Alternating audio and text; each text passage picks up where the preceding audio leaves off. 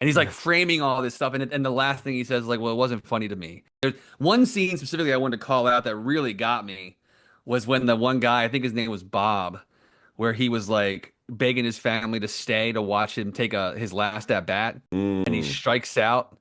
Uh, and not only strikes out, but strikes out. They drop it. He has to run it out, and he still is Yeah. out. Like it's humiliating. And he's like, he sits down on the bench, and he's like talking to the pseudo coach of the team, like how embarrassing it was that because he's older, and he's like, that's probably the last time I'll ever be at bat. My kids just saw that, and that's what it was like, and his Yeah. friend, his teammates, kind of like, well, they're young. He's like, well, they're 10 and 12, and he's like, well, they'll find it funny, and he's like Yeah. framing all this stuff, and the last thing he says is like, well, it wasn't funny to me, and I was like, Yeah. damn, that's kind of heartbreaking because I would probably relate to that. Like I would want a good show of like my last possible time playing baseball in front of my kids to not be that.